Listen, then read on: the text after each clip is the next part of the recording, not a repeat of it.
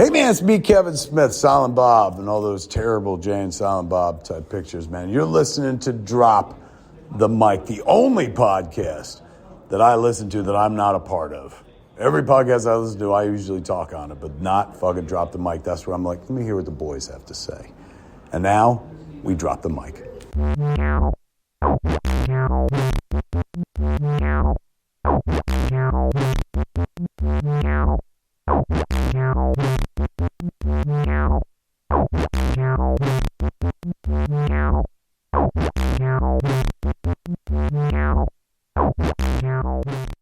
Welcome back to our Humble San Diego podcast. I'm your host, Wesley Swanson, and alongside me today we have the great CJ Stevenson in the house to chat about the film and TV projects we are most excited about when it comes to the rest of 2023. But first, let's get warmed up with some of our usual segments. And now for a special news report. Brought to you by Drop the Mic. What's up, man? Welcome back. Thank you for having me back.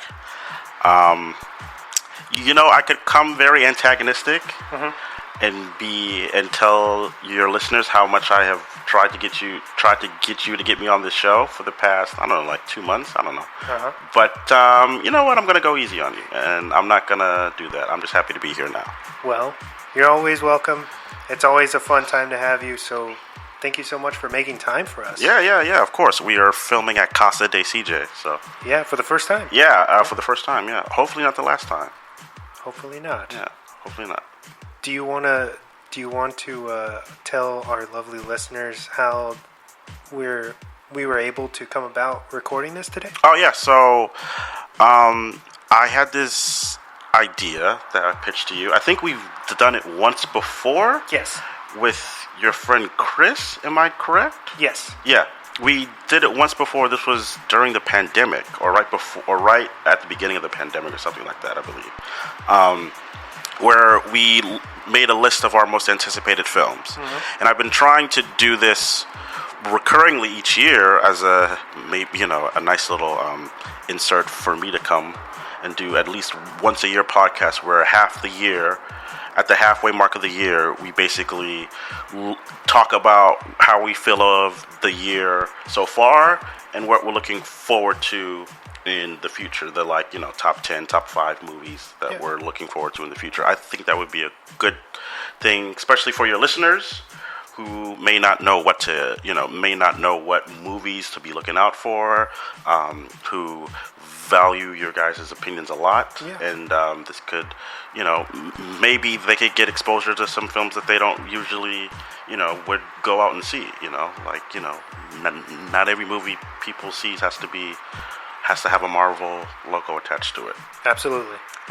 So yeah, I thought that this would be a good idea, and thank you for letting me come on and do this segment with you guys. Of course, dude. Did you have some news? I have one piece of news that's like a big thing, but if you have some piece of news, I'm sure it's the same piece of news, I would assume. Yeah, that's the one that I wrote down is, okay. I'm assuming, the Screen Actors Guild. No, that's strike? Yes. It's the Screen Actors Guild strike. Yes, that's the big thing. Do you want to provide the listeners with, or go ahead? Okay. No, go ahead. So, if you guys don't know, there has been, I'm sure they have talked about it. In May, there was a writer's strike. May 7th is when the writer's strike starts. The writer's strike, just to catch you guys up, the Writers Guild of America, basically the people responsible for creating your favorite shows like Succession and Stranger Things and Wednesday and, Rick and Morty and all these other shows, they went on strike for a number of reasons. One is residuals of streaming. For those of you who don't know, take a show like Rick and Morty. Rick and Morty is created on Adult Swim. Once the show hits 100 episodes, it reaches syndication, which means it can be reran in perpetuity. Which means that every time an episode of Rick and Morty re-airs, the writers of that episode and the creator of the show, Dan Harmon, get a kickback, or what's known as a residual check. Well, in the new world of Netflix and Peacock and all those shows don't go into syndication after they hit a certain amount of episodes. So writers don't get residuals. How they do it at Netflix and streaming shows is they pay the writers a lump sum of fee up front for creating the show, and that's it. So no matter how many times the show gets hits, or even take a show like Wednesday. Like the creators of Wednesday only got paid their fee plus 20%, and that's it. And the show ended up being the biggest show on Netflix since, Stranger Things or something like that. It beat Stranger Things. Yes, it beat Stranger Things. And the writers and the creators don't get residuals off that. So another thing that they were striking for is AI. ChatGTP has been programmed to basically write scripts and stories and all that stuff. And a lot of writers are saying that could put them out of business. Because say you hire a writer like Tony Gilroy. Say that they got Tony Gilroy, who created Andor and directed and wrote Michael Clayton and stuff like that. Okay. Say that they got him to do a show for the new DC Studios. Like he's doing, they got him to showrun the Green Lantern show. Okay. What they'll do is if they put that show on HBO Max, he will only get paid up front, and that's it. Now, if ChatGPT gets involved, they can hire him to do a pilot script and be like, okay, go off and do your thing, and we'll have ChatGPT rewrite the script, and we'll credit it to ChatGPT. And so the final work is not of Tony Gilroy, it's of the computer to sort of rewrite the script to do whatever the studio demands. Or let's say a studio's like, you know what, it's been a while since we had a film like what's a generic genre movie, a film like Groundhog Day, which is huge now. Like there's all these time loop movies and stuff like that. We can feed ChatGPT a bunch of time loop movies, and it'll create an algorithm and come up with the formula on how to make a time loop movie and crank out a time loop script. And you don't have to pay a writer for it at all. So those are the things that the writers are striking for. The actors are striking for basically the same thing. They want residuals for streaming shows because they don't get it. They get paid upfront fee. Studios or trying to do like background actors and crowd actors and stuff like that, like extras in TV shows. Yes. They get paid $135 a day, right? If studios have their way, they will pay that actor a day's worth of work, scan their likeness, and then they can drop it in whatever films they want and not pay the actor nothing else. Same thing with like an actor like Tom Cruise or something like that. Like Tom Cruise for a while was making films for Paramount, right? So say Paramount wants to make a Tom Cruise movie, and they have a script by GPT, and it's a tailored fit to Tom Cruise, but Tom Cruise doesn't want to do the movie. Well, Paramount has a backlog of Tom Cruise movies that they can steal his likeness from and composite his acting and then make the movie, and Tom Cruise has no say in it and Tom Cruise can't sue because, well, your films are by Paramount and we own the license and rights to your film, so technically we're not cheating you from a job, So those are the things that they're striking about. They're striking about healthcare with the studios. This is the healthcare in the SAG has been the same it has been for the last 43 years. There hasn't been any updates with it. So as SAG is striking and joining the Writers Guild of America, there's a couple things that SAG can't do. They can't go to Comic-Con. So like Comic-Con this year is going to be, there's no studios, no actors and panels. All that stuff is going to be gone. So if you're coming to Comic-Con to see Nathan Fillion, he ain't going to be there. They can't promote trailers on social media. You're not going to see them doing interviews for upcoming movies that we're going to talk about. All this stuff for as long as the strike lasts. That's sort of the rundown of it. That's scary. Yes, it is. It is very scary, and you can see why some actors are striking.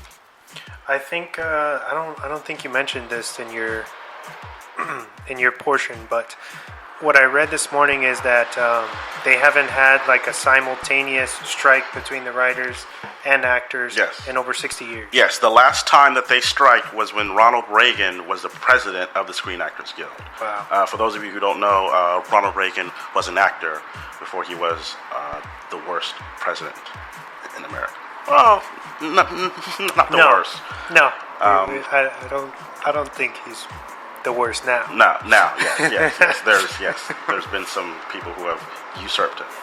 But yes, so that's so that should paint a picture. Like, since for the last 60 years, there hasn't been a simultaneous strike. The last known strike was the Writers Guild strike of 28.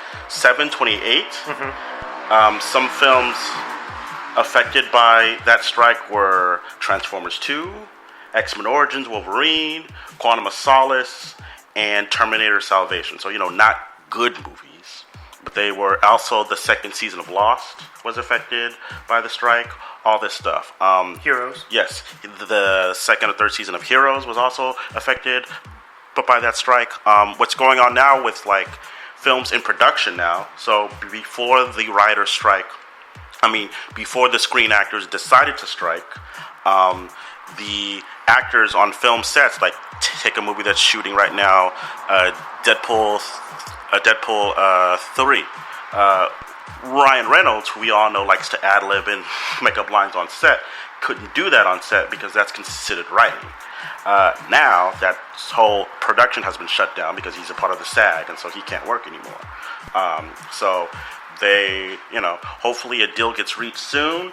It's highly doubtful. There's been a lot of bitterness on both sides.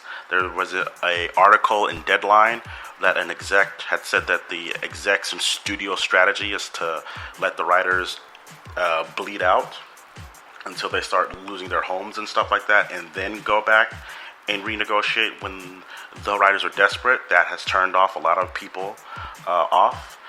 So it's really an interesting time.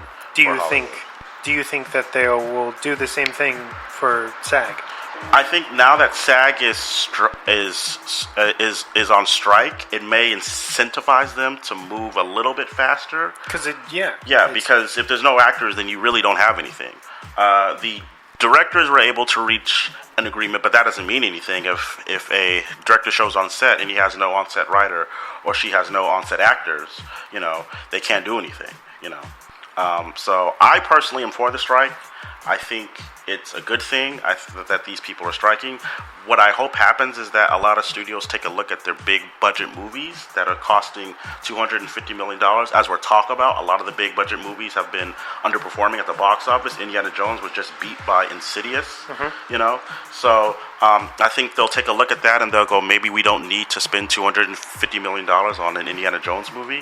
And I think what'll happen is once the deal is met, whether it's October or next year, which will push the calendar of 2024 back a year, maybe you'll see a lot of more adult dramas and small budget movies being greenlit because studios are wanting content that they can shoot fast and fill those slots. So maybe that could be a good thing to come out of it, outside of both of the guilds getting what they deserve. So, yeah, of course. Yeah.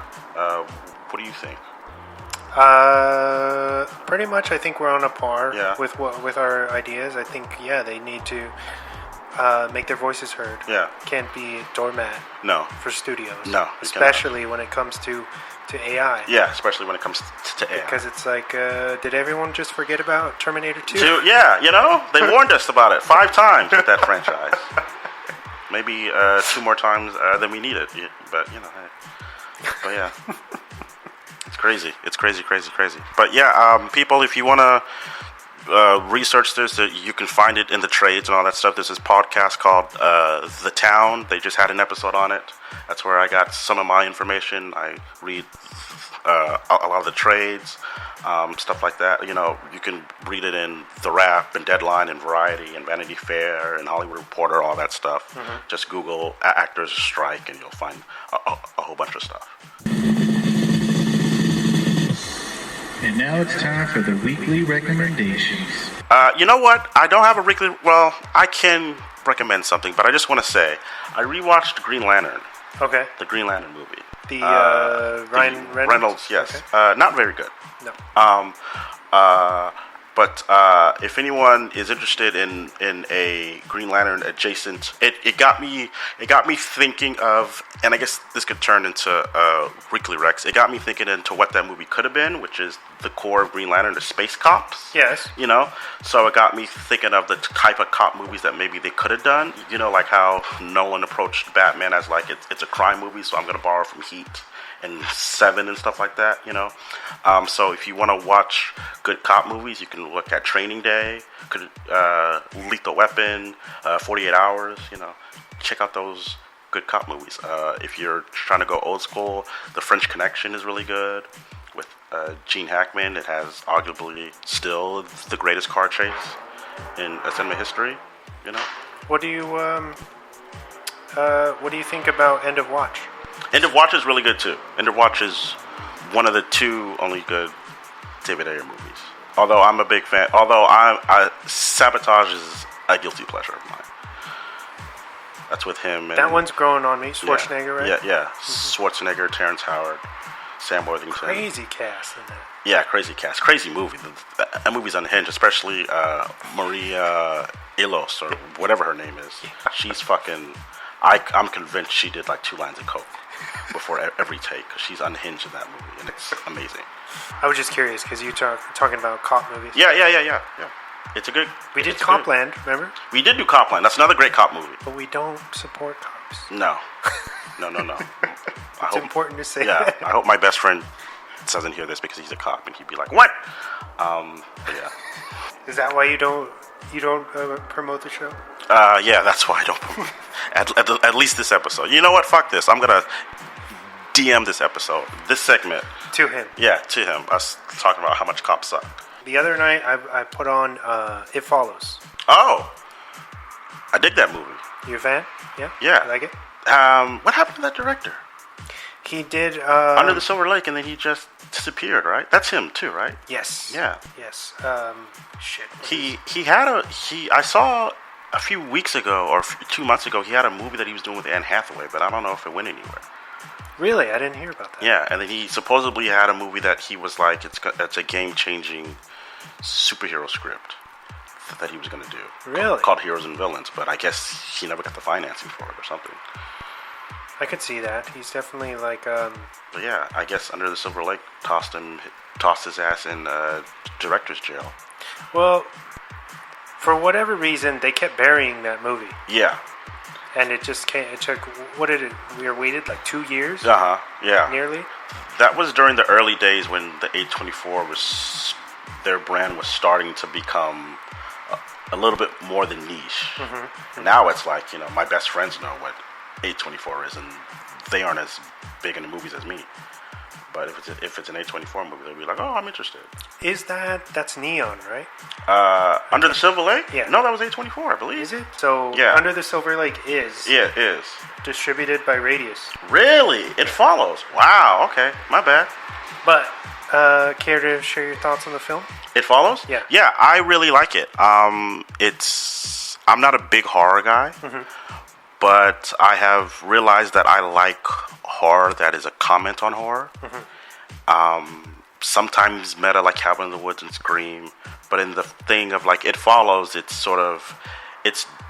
commentating on the sort of atmosphere of 80s horror, which is a sort of reaction to the Reagan politics of like kids should be pure and not party and all that stuff, and if you do, you get killed, you know, which is basically what that whole like Jason Voorhees, Michael Myers, like Freddie Mercury, Freddie Mercury, Freddy Krueger, gotcha. Horror was about, which is that whole fear of sex of teens, teen suburbia in the 80s, and It Follows is taking that commentary and making it literal in the movie. Yeah, it's an incredible allegory for like STDs. Yes. And that's something that everybody it doesn't matter who you are, can relate to in some way. Right. So, and genius. Micah Moreau? That's her name? Mika Monroe. Mika Monroe. I mean, incredibly hot, first off. Really good actress. She's also in The Guest, which is a Wesley movie, if there ever was one. Of course. And she's really good in the movie. The scares are really good. I that's my realm of horror, so I like it quite a bit. Very nice. Yeah. I dig the cinematography. Yes. I wanted to just bring it up, give it a shout out because I haven't seen it in a few years. Yes. I do have the Steelbook Oh, at home. look at you, fancy. Fun fact that the cinematographer of It Follows was the cinematographer on Jordan Peele's first two movies, Get Out and Us. Really? Yes, you can kind of tell. He's an underrated cinematographer. I really like his stuff. Definitely. Yeah. What a gem. Yeah. Also, if you like It Follows, you should look up some of the Carpenter movies because it's visually taking a lot from John Carpenter. Look up The Thing and They Live. The Fog, maybe too. Also, of course, Halloween, of course. All the throwbacks. Yeah. All those good 80s. I will say this, if you aren't a fan of like the kind of slower burn stuff, It is, yes. it might not be for you. It could be misconstrued as well, I guess you could interpret it as a slow burn, yes. But I think it's part of the tension. Yeah, it's not for me, but I could see how somebody could be Right. Could be like bored or annoyed by it. It's 15 minutes and there isn't a kill. Mm-hmm. Right. If you like that, then go watch Scream 6. Have you listened to the soundtrack Isolated yet? No, but I can imagine it's really good. It is. I'm a sucker for 80 Cent. That's why I love The Weeknd, unfortunately. Look up Disaster Piece. Okay. I guess that artist, if I'm remembering correctly, started out by making like cell phone game music. Okay. And stuff. Wow, Yeah. that's cool. Pretty rad. Yeah, he's come a long way. Yes. Yeah. Yes. Cool. Let me see. Pull this up here if it's streaming anywhere. So it's streaming right now on Showtime. Okay, cool. It was, I know for a while it was streaming on Amazon Prime, but I guess Showtime must have got the rights. That's cool too. And it's got a 95 on Rotten. I mean, listen, I remember that was like the big, that came out 2014, 2015. It might have premiered at a festival in 2014 and then came out officially 2015, I think. But I remember like that being like the like hipster, oh, actually this is the best movie of the year take. Like a standout. Yeah. Tarantino didn't think so, but fuck him. I didn't hear about that. Care to share? He said that the movie doesn't follow its own rules and that it wasn't scary. Does it not follow its own rules? You'd have to talk to Tarantino. He's, Okay, I don't know if this is in the realm of what he was trying to say, but how do you say, at the end, when they come up with their plan to try to stop whatever's happening to them, right? Right. It's kind of like a stupid plan. In fairness, they're kids. Right, I was about to say, in fairness, they're horny teenagers. Yeah. So yeah, they would kids. think... It's a Scooby-Doo fucking plan. That's why I like this movie a lot, because it's basically Scooby-Doo, and it's really good. I'm a sucker for that type of stuff. Also, it's been 10 years since The Place Beyond the Pines was released. Yeah, you love this movie. Derek Cianfrance. You love that director, too. Very good. Have you seen his other movie? The newest one? No, not... What was the one that he did with Michael Fassbender and Alicia Vikander? That's his newest one. Oh, yeah. The one that fucking flopped? Yeah, and that... Yeah. What is it called? Something Water? He's supposed to be doing the Ryan Gosling Wolfman movie for Universal. Yes, I've heard about that. Of course I've heard about that. But, with all the strikes going on. It was originally Lee Winnell. It was, and he backed away. Which, I like Upgrade. I like Upgrade. I like Invisible Man, too. Invisible Man's good. It was really big. We don't really talk about it anymore, but it works. It does work. I like that Universal's doing that with their monster movies instead of trying to build a cinematic universe, which... Did you watch that, Tom? Because I know you're a big Cruise fan, obviously. Yeah. Did you like The Mummy? Did you watch it? I did not like The Mummy. No? Did you see The Mummy? No, I never watched There's a section in it that is straight out of American Werewolf in London. Really? Yeah. There's a whole subplot with Jake Johnson that is basically out of American Werewolf in London. It's really weird. I can only assume Christopher McQuarrie wrote that in because he's like, I like American Werewolf in London. I'm going to put this in there. That's probably, I'm sure that's why. Yeah, that's probably why. It was like, I'm so clever. You're right. The movie that Derek did in 2016, it's already been that long. Shit. The Light Between Oceans. There you go. Doesn't that sound like a pretentious title? Yeah, it was, What is it about? Is it just them being sad on a house on the ocean? Is that basically it? It basically takes place in World War I. But I haven't seen this, so I can't really commentate too much on it. Are you going to watch it? I mean, it has a 62 on Rotten. He's only done 2 movies, right? That and Place Beyond the Pines and that, or... No, he did Blue Valentine. That's right. Yeah. Your favorite movie of all time. And he also did that Mark Ruffalo show from a couple years ago. Oh, okay. I think. 5, 4, 3, 2, 1. And now for the movie focus of the week. Sometimes the internet, has something good up its sleeve, First off, the memes of Barbenheimer have been amazing. A+ stuff, everybody. Yeah. I'm loving it.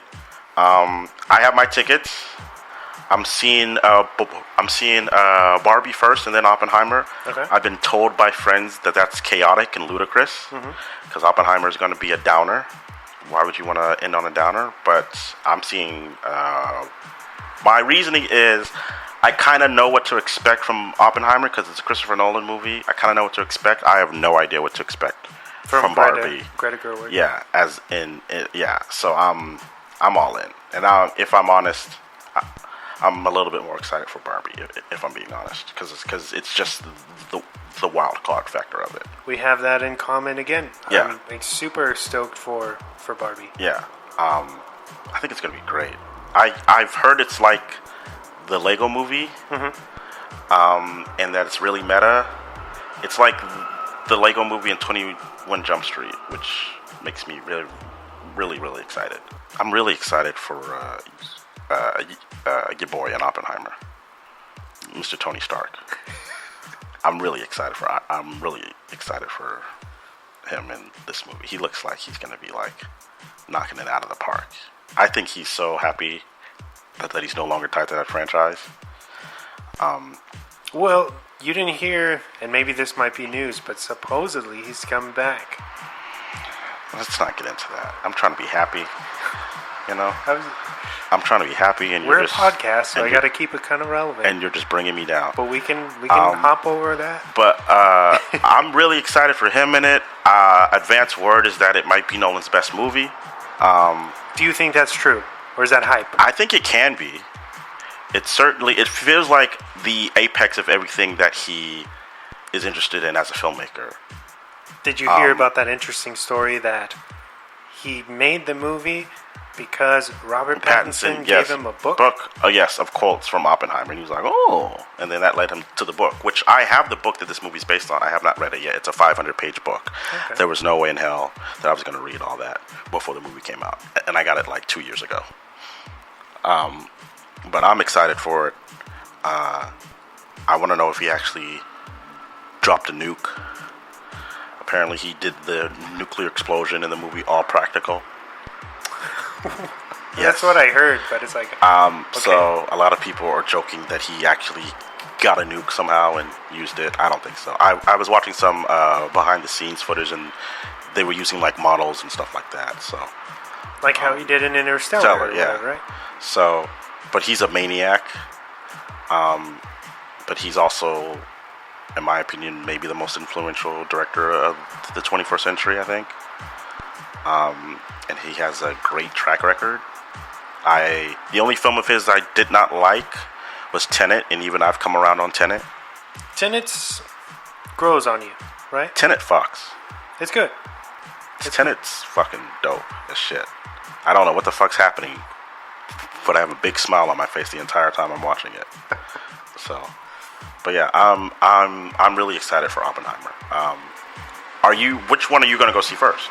If you have to do the order, I would still do Barbie first. Yeah, you would still do Barbie first. So, since we're on the subject, what do you think about? So, there was a lot of there was an article that came out maybe last week, where her agent was talking about how he and Gerwig have charted out what they want her career path to be. And she has said that she doesn't want to be the biggest female director. She just wants to be a big studio director. And she has been rumored to be attached to doing the Netflix reboot of the Chronicles of Narnia series, which a lot of people are kind of depressed about.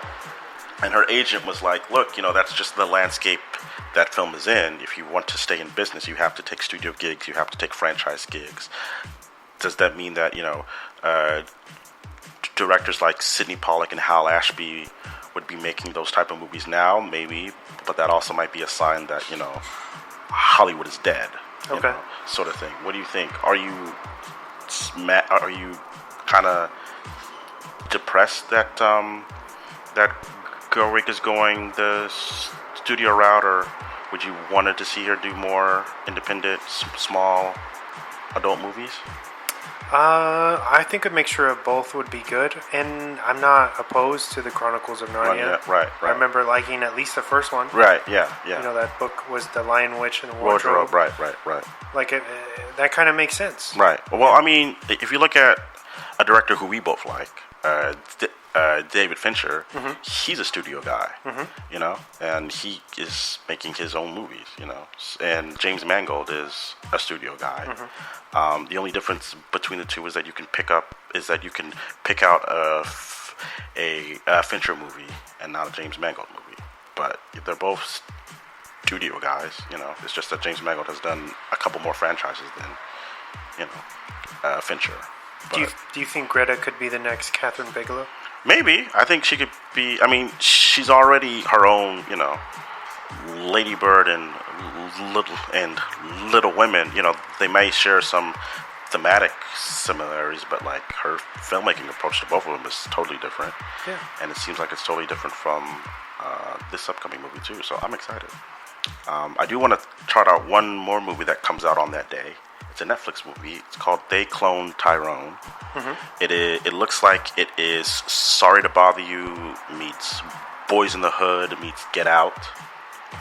It's being described in the reviews as like a Coen Brothers homage and a blaxploitation homage all mixed together. It's got John Boyega, Tiana Paris, who is my future wife that she does not know about, and Jamie Foxx, David Alan Grier, Kiefer Sutherland. It's about a group of inner city citizens. John Boyega plays a drug dealer, Jamie Foxx plays a pimp, and Tiana Paris plays a sex worker. Okay. And they stumble upon a plot to clone black people in the inner cities. It's directed by a first-time director, Jewel Taylor. It's going to be for Netflix. It's going to be for Netflix. Comes out the same day that we will be experiencing Barbenheimer. So after you go see those two movies, come home, open up Netflix, and watch this movie. I'm excited for it. The trailers have been really cool. Do you want to talk about? Are you familiar with this upcoming horror film called Cobweb? I've seen the trailer. Okay. But that's literally all I know about. What do you think based on the trailer? It looks good. Yeah, it looks good. It looks good. Yeah, it looks pretty good. Are you excited for Talk to Me? Have you seen or not seen, but have you heard about? I've seen the trailer. That's the one. Remind me again what that is. The kids, teenagers playing with the yes. the Okay. bone head. Yes. That looks really that actually looks like it could be scary. It is. Have you seen it? Yeah, we got screener tickets. Ooh. Can you talk about it, or is it hush hush? No, I talked about it already, so I can talk about it. Okay. Give me the take.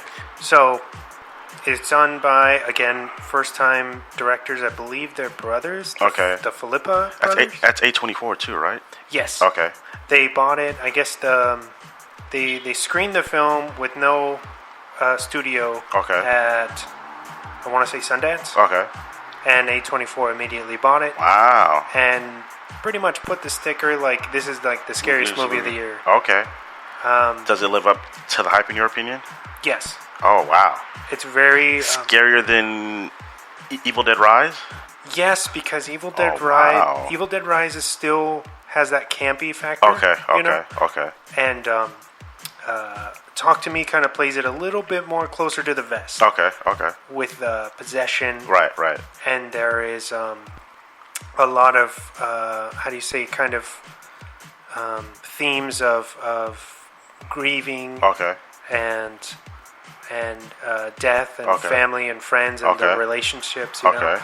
And I just feel like it does a really good job. It's only about an hour and 30 minutes. Oh wow! So it's lean and mean, and then it gets out of there. Yes. All right, cool. I will look forward to that. The trailer got me. So Yeah. what do you think about this Haunted Mansion remake they're doing from the director of the film and the show, DOI people, Justin Simeon? That could be good. It's got a good cast. It does. Rosario Dawson, right? Rosario Dawson, Danny DeVito, Owen Wilson, Tiffany Haddish, Lakeith Stanfield, Dan Levy, Jamie Lee Curtis, Jared Leto. It's written by the woman who wrote The Heat and the Ghostbusters remake. Okay. You know, so it could go either way. Disney wants another hit on their hands. Do you think they'll get it? No, I don't think this movie's going to make that much money. No? I don't think nobody gives a shit. What did Eddie Murphy's Haunted Mansion do? It made money, but that was... I think it made money, but that was Eddie Murphy, in his second wave of being family pictures. Yeah, it cost $90 million. The Eddie Murphy movie cost $90 million, and it made 102. So it made money. I don't think this movie is going to make that much money. I could be wrong. It could catch people's eyes, but I don't think anybody out in these streets are talking about a Haunted Mansion 2023. It is kind of strange, right? Like, of all the movies, I guess they want another Pirates of the Caribbean on their hands. I don't know. They see that horror is doing really well at the box office, which it is, and that they want to get in the game. Have you seen The Little Mermaid? Is that good? I have not seen The Little Mermaid. I have no interest in seeing that movie. You aren't going to see it. I have no interest in seeing that movie. Okay. I don't. Fair enough. I have no interest in these remakes. So no live action. I have seen enough that I need to know that they are not worth my time. Okay. I will not forgive them for The Lion King. I have never saw that. That's no good. You're doing the right thing, my friend. Teenage Mutant Ninja Turtles. Hands down, I will be there. It's coming out on my birthday. Oh shit! If you believe that, August 2nd. Maybe I think Seth Rogen made this movie for you. Yeah, I hope so. You are a TMNT guy, right? Through and through. Okay. I like this. The trailers have been really good. Ice Cube's in this movie. Mm-hmm. He's the main bad guy. Mm-hmm. His take. Seth Rogen has said his take is, I'm actually treating these as teenagers, which is good because all the other Teenage Mutant Ninja Turtles movies. They hired teenagers. Yes, they hired teenagers to voice them. All the other Teenage Mutant Ninja Turtle movies, they look like they're our age, and they're supposed to be teenagers. Yeah. You know. So I'm glad that they finally got that right, and Right. and I feel like it translates. Yes, it does. Film. It's the style of animation is close to Spider-Verse, which could be a good thing. I mean, I'm not opposed to more, stuff like that. That seems to be the animation style that everybody's going for these days. I will say this. I like the animation better than the CGI Yes. 2007 Yes. film. Yes. It looks like it's going to be really, really good. Yeah, I'm excited. Me too, man. Can't wait. The Meg 2. The Meg 2. Well, so every time I go to the movies, they play this fucking trailer. The Trench, right? It's called? Yes. Jesus Christ, man. No? I saw the first one. It was fun. I started it. Uh-huh. I never finished it. At home. Yeah, right. That seems like the most appropriate way to watch this movie. Is at home. But 2, you can tell that they're just going for it. They are going for it. There's 3 of them this time. And maybe a Kraken? Yeah, it looks like some kind of... Yeah. Maybe. So Or maybe more stuff? There's that in there. Jason Statham, he's taking a break from the Fast and Furious franchise. Did you see... You've seen the trailer, obviously, right? Yes. For the second one? Yes. When Are you? Yes, I think I know the scene that you're going to talk about. where he puts his leg up Yes, and stops the shark. Yeah, the shark looks obviously fake. It's like, okay, Yeah, transporter. yeah, right. Whatever, guy. Yeah. I don't know. At least they know it's kind of absurd. Yeah, it seems like they're leaning into. Yeah, they are leaning into it. Let's have fun. Yeah. So, you are a Neil Blomkamp guy, huh? Yes, but What do you think about this? the Gran Turismo movie. What do you think that he's doing? I guess it's a paycheck movie, right? Yeah, I mean, it's a true story. He has to get back up. His last film went to VOD and nobody gave a shit. What was that? See? Exactly. It was a genre movie. Let me see what it was If called. Ridley Scott had been a decent human being and not fucking made him scrap the goddamn Alien movies, that probably would have been It better was than Covenant. called Demonic. Nope, never heard of it. Came out during COVID of 2021. Came out on VOD. Nobody saw it. Is it streaming anywhere? 15% on Rotten. 15, wow. 15% on Rotten. Let me see if it's streaming anywhere. Yeah. Gran Turismo, I guess he's like, I need a hit. This may look like a hit. It is not streaming anywhere, but you can buy it for $3.99. Okay. I guess he's like, I have to get back in there in the studio realm. I need a hit. So I'll do this video game adaptation, which seems to be on the rise. For anybody out there who might not know Neil Blomkamp, he is known for District 9, Yes. Elysium, Yes. Chappie, all sci-fi classics. Classics? In my opinion. You're calling Chappie a classic? That's probably my least favorite one, but it's still good. One of the worst movies I've ever seen, but okay. I'm not gonna go into it. I'm just gonna say my take and just go and just like leap over it. I'm not gonna spend time. But you do like Elysium. I need to rewatch it. District 9. District 9, I think every time I think about District 9, I think it's a miracle that he was able to make that movie for $30 million, and Marvel can't make a decent film for $250. It just blows my mind. Rewatch a District 9 and then watch Ant-Man Quantumania. I haven't seen Quantumania And yet. tell me that they don't just what he could do with pennies compared to what they can do with garbage bags, dump trucks of money. It's just night and day. Jonathan Majors. Is he... You want to get into it? No, I'm curious. I read something that he has now... My bad. It's okay. Yes, he... Evidence, right? He has evidence against his alleged, his accuser, that they have evidence to,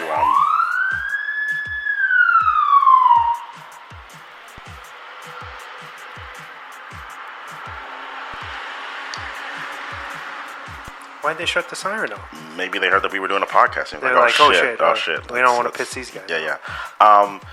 yeah. He presented his legal team presented evidence to the police that she has been abusive in the past, and they have looked over the evidence and said that there might be evidence to arrest them both. Your guess is as good as mine of what's going to happen next. I gotta admit, right now, I'm not the biggest Jonathan Majors fan. Really? Did you like Creed 3? I did like him in Creed 3. I think he has a lot of tics as an actor. Okay. And I think if you're familiar with some of his tics, it can look performative.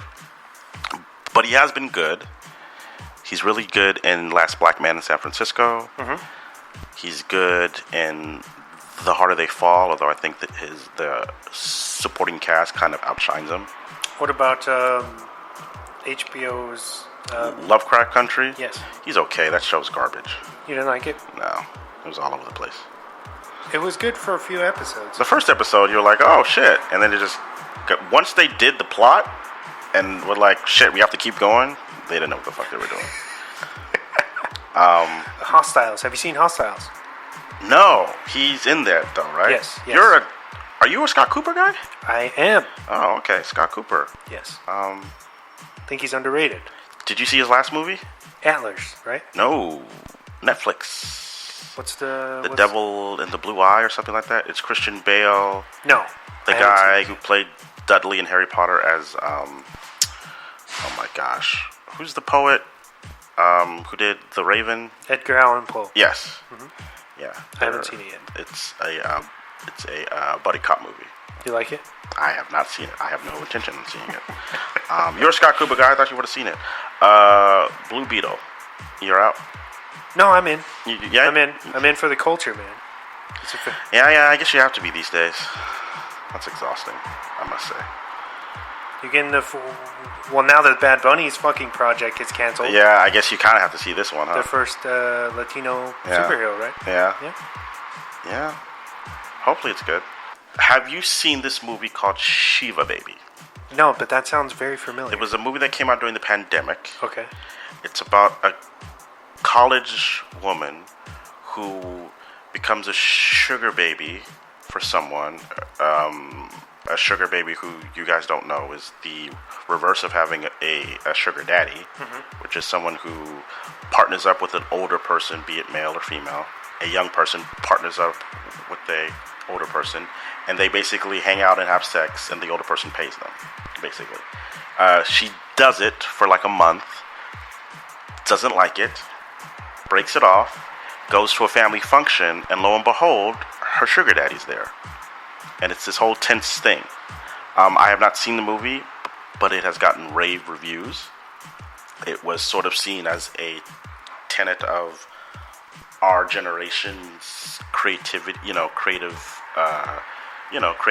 people, directors of our generation. It was seen as like a really good calling card movie. She has a new film coming out called Bottoms that premiered at South by Southwest that is being labeled as a millennial women's fight club. Okay. They have described it as like Scott Pilgrim versus the World meets Superbad. Is how they approached it. I'm really looking forward to it. It seems like it's a Wesley movie. There's no trailer for it out yet, but you never know. Could be good. It's got a pretty cool cast. Most of it is people that you might have seen in that film, Bodies. Okay. Which is a really good film. One of my favorite films of last year. I definitely like that one. I saw that one. So it looks promising. I'm excited about it. The Equalizer 3, Denzel and Dakota Fanning re-teaming up. I was watching Man on Fire earlier today. Really good movie. I don't know why that has such a low score on Rotten. I don't know. People are very divisive on Tony Scott. That's my only reason. That's my only thing I can think of as to why. He's great. He was great. R.I.P. Yeah, he was a master of his craft.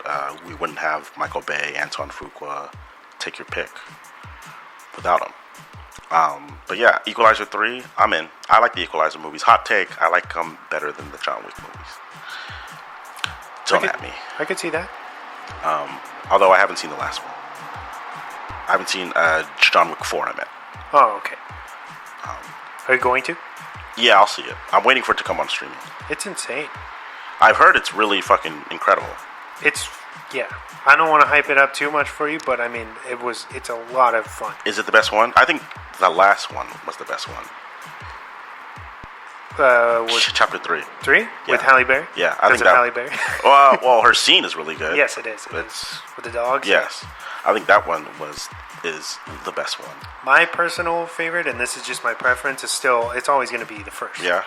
Because one is really good. We didn't know, and it was kind of like the resurrection. Right. You know what I mean? It's almost like it's like when Mickey Rourke came out in The Wrestler. Right. You're like, what the fuck is this? Right. You know?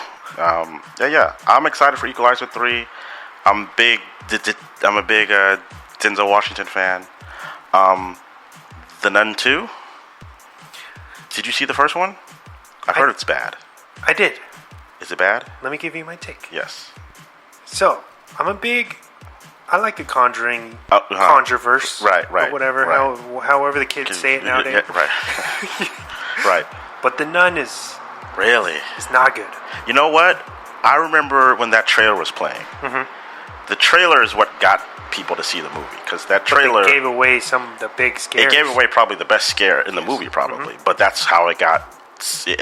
That Nun made so much money. I mean, I think more money than any of the movies. Yeah, because of that trailer. Which is, I mean, it goes to show you what a good trailer will do. I'll tell you this: it's beautifully shot. Mm-hmm. Wherever they shot that right. was amazing.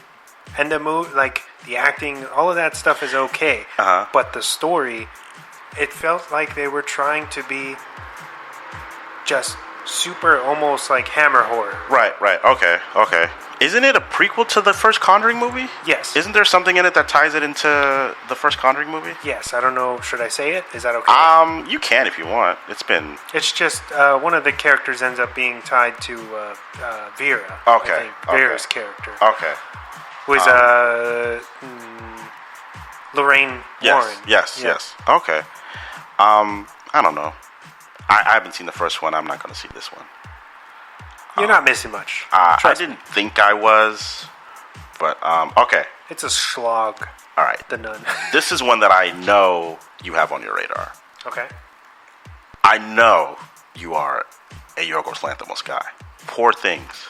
Have you seen the trailer for this thing? I don't think I have yet. Oh my gosh, Wesley, you gotta watch the trailer for this thing. This is like if Wes Anderson and Charlie Kaufman made a movie together.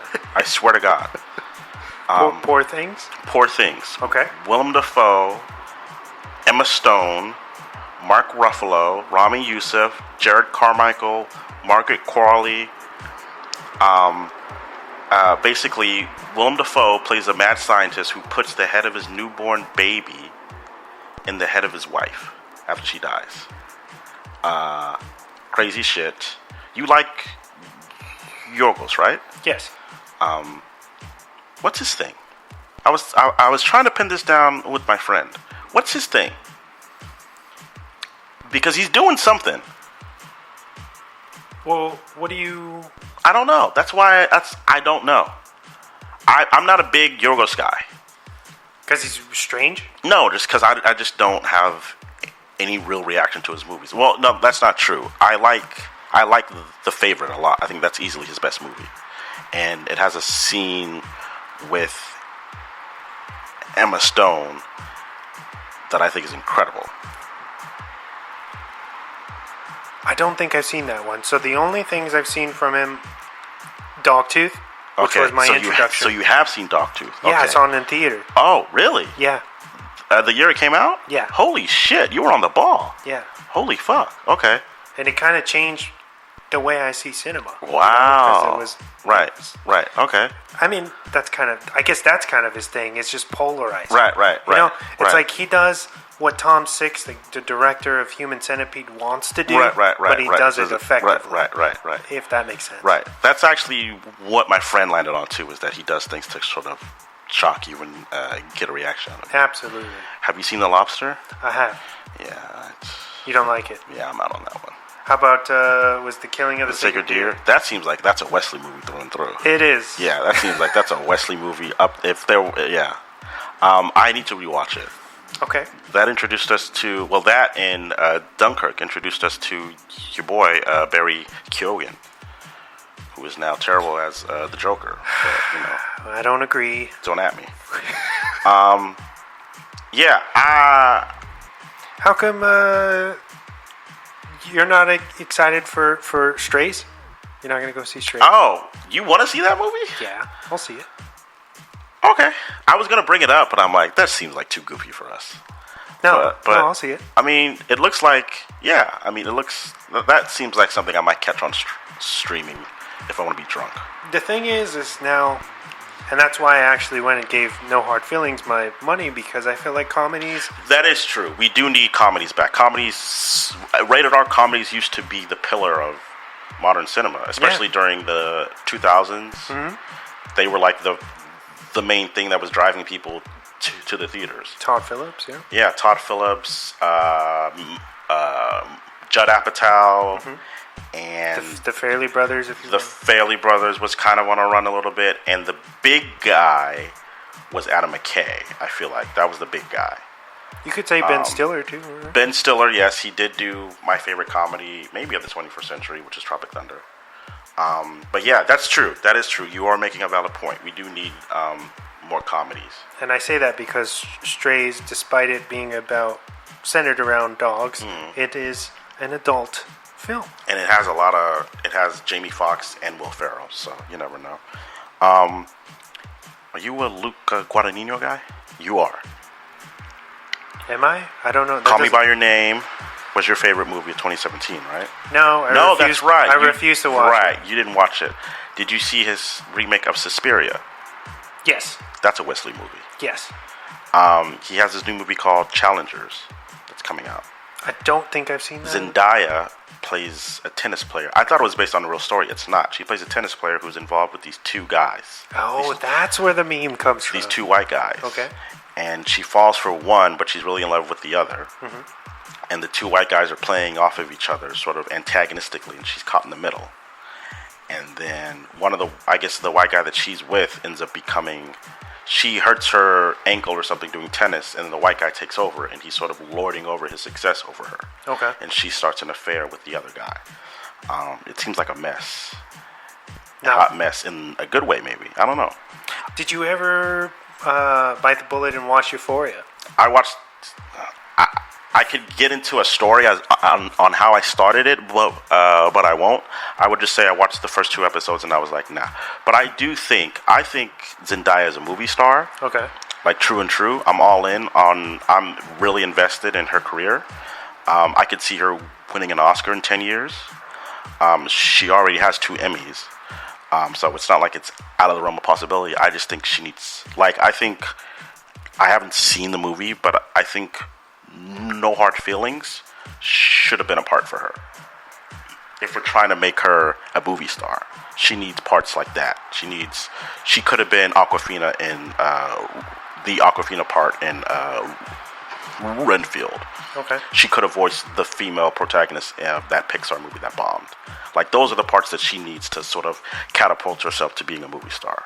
I get why she's doing Challengers, because she wants to rebel against the Disney image, and this could be an Oscar play for her, maybe.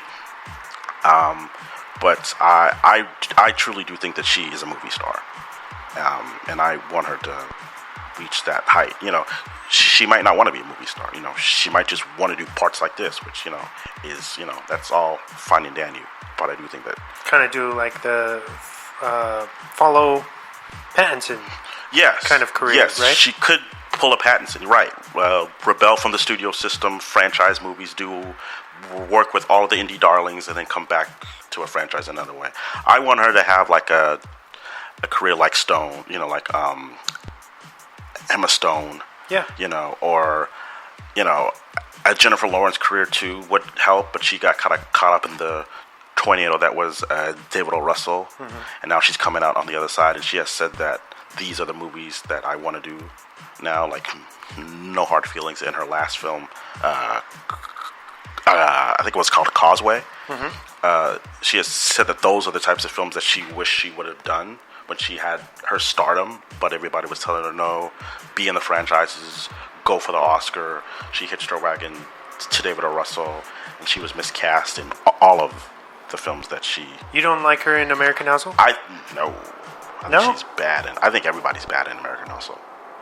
Really? I think she's miscast. I think that's a part for Michelle Pfeiffer. I think she's miscast. I think she's good in Silver Linings Playbook, but she's too young for that part. Silver Linings Playbook is a great movie. It is a great movie, and she's really good in it, but I think she's miscast. Against Bradley Cooper, right? Bradley Cooper's really good in it too, yes. But I'm saying, like, as far as, because it ends up being a romance between them, so you don't like their chemistry? I think she's good, but I think that character is written to be older than she was. She was like 28 when she did that part. That part could have been played by Anne Hathaway, who was supposed to do it but dropped out. Or, someone a bit older should have been in that part, in my opinion. But she's good in it. But yeah, Challengers looks, it could be good, maybe. Luca Guadagnino, I don't know. Expendables 4, do you care? I don't. Sylvester Stallone trying to vie for, his Taylor Sheridan show isn't enough for him. He has to try to hang on to what little franchises he has left. Do you anticipate people caring about this? No, nobody gives a shit about about Expendables 4. Nobody gives a shit. Have you seen this trailer for this movie called Dumb Money? No. Do you know what this is about? I don't. Okay, dumb money. Last year, do you remember this whole scandal about Reddit and Wall Street? Actually, sorry, let me take that back. I did see this trailer the other night. Yes. Yes. It is about the fiasco that happened with the GameStop? with the GameStop and the stock subreddit on the stock subreddit on Reddit, and how they shorted Wall Street by dumping all their money into GameStop, basically, and all of them becoming millionaires. It's this latest trend of like Social Network, Wolf of Wall Street type of movies that has basically become a subgenre, basically, that those two movies started, which is kind of incredible. You know, we had Blackberry, we had Tetris, Flaming Hot. Those are all in that same genre. This one seems like it's going for the more Wolf of Wall Street, The Big Short type of like wink at the camera type of stuff. It's being directed by Craig Gillespie, who did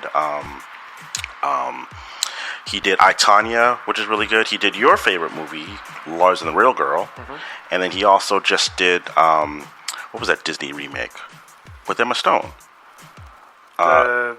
Cruella. Yes. Yeah. So he's a all over the map type of guy. Paul Dano, Pete Davidson, Vincent D'Onofrio, American Friara, Nick Offerman, Anthony Ramos, Sebastian Stan, Shailene Woodley, and Seth Rogen. So it's a pretty good cast. Maybe they're hoping that this could be the Big Short of the year. Maybe. Are you interested? I'm curious. This Craig Gillespie guy, he's got quite a all over the map resume.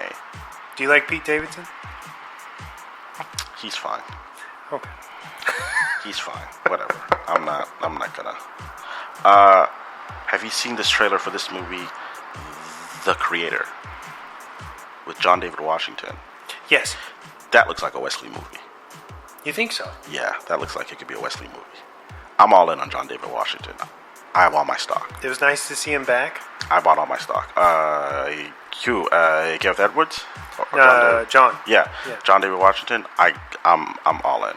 I'm all in on Gareth Edwards too. I think he got a raw deal on Rogue One, but I think his direction of the 2014 Godzilla movie is incredible. So you're a champion of Godzilla. I am a champ. That movie is incredible. Nice. Incredibly directed, incredibly paced. He's so good at scale, and he did Monsters too, right? He did do Monsters, which is another good movie. Go check out Monsters, people. I'm all in. It's basically Children of Men with robot children. Is the vibe I got from the trailer? Kind of steampunky, steampunk, solar punk type of maybe like a little vibe. Ghost in the Shell, right? Bit of a Ghost in the Shell. There's a robot uprising plot. I'm in.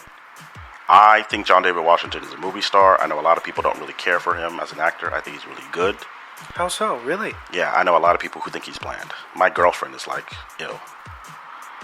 Really? Yeah, my girlfriend's like, get the fuck out of here. I have to defend. Have you seen Malcolm and Emery? Yeah. That's a Wesley movie. That's a Wesley movie. I find it fascinating. There's some wild shit going on. I can see there's some wild shit going on in that movie. There's some wild shit. His speech about being a black director and was written by a white guy. I'm like, bro. I'm like, yo, we really going for it. But I don't know. But I'm interested. Kraven the Hunter. I really do like Aaron Taylor Johnson. Yeah, he seems like your guy. But I saw the trailer and I didn't really care that much. Yeah, it doesn't really look like much. The Sony Spider-Verse thing, it was cute with the first Venom, but it got old real fast. It seems like what they're trying to do is build something within their universes together. So, when they were doing the Andrew Garfield Spider-Man movies, they were trying to do the same thing. And they were trying to build up to... In the comics, Spider-Man has this group of villains called the Sinister Six. Yeah. And if you remember, people, go all the way back to 2014. at the end of Amazing Spider-Man, they teased all these sort of gadgets and gimmicks that the Sinister Six have, and that was their sort of way to set up their type of Avengers movie. They got Drew Goddard to write and direct the movie. He ended up leaving to do Daredevil. I think they're still trying to do a Sinister Six movie, and that's what they're building towards. It's going to be Venom, it's going to be Morbius, it's going to be Kraven the Hunter. Madam Web is a movie that's coming out next year. I think that's what they're trying to do. I don't think anybody cares. I could be wrong. Maybe Kraven the Hunter is a big hit. Venom was certainly a big hit. Morbius wasn't, but that came out during the pandemic. So, same thing with Venom 2. Let There Be Carnage. Which looked, on paper, seems like the most Wesley superhero movie ever. I haven't seen all of that one, somehow. Even though I'm a big Woody Harrelson guy, but then I was mad that they still didn't make it R. Yeah, I don't think they. This next Venom movie is supposed to be R. They keep saying that for each one, and We'll it's see just what like happens. stop with the gimmicks or whatever that. You know is. what? I think they're hesitant to make it R because the first Venom was PG-13 and it made almost $1 billion, and they're like, why are we gonna short half our audience? You know what I mean? You're gonna tell me that when Deadpool 3 drops, that's not gonna make money? It's gonna make money. It's gonna make A lot so of much money. A lot of people care about Deadpool. Killers of the Flower Moon. This trailer. Scorsese at the peak of his powers. De Niro and Leonardo DiCaprio, Jesse Plemons, Brendan Fraser. Apparently, this actress, Lily Gladstone, is a revelation in this movie. And from the trailer, I believe it. It premiered at Cannes, almost won the Palme d'Or. Rave reviews. Everybody's saying it's, if you don't like The Irishman, this is a return to form for Scorsese. Did you? I love The Irishman. It was my third favorite movie of that year. All right, my guy. I'm a ride or die Scorsese fan.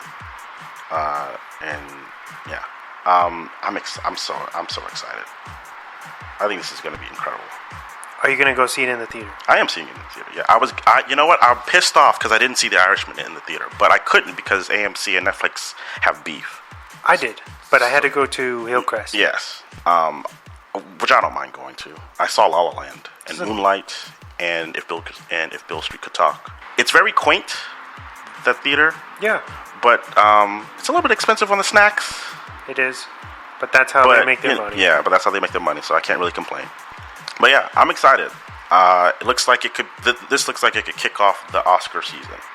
Are you going to read, or do you have the book? I don't have the book. You? No, but I hear very good things about it. I hear very good things about the book too.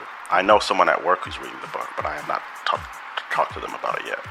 And I'm just glad that somebody like, and I think I've said this on the show before, but somebody like Scorsese kind of bringing up these necessary issues. He is a very politically left-leaning filmmaker that we don't give him credit for. I'm really, really excited for it. This one's for you. This one. I'm just gonna say this, and I'm just gonna let you go. This is our boy David Gordon Green. Yeah, this is our boy David Gordon Green. Well, your boy. This is your boy, David Gordon Green. You defend his Halloween movies. I will. Yes.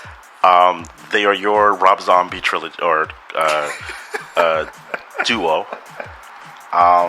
He's remaking The Exorcist. I'm just gonna let you go. Just go.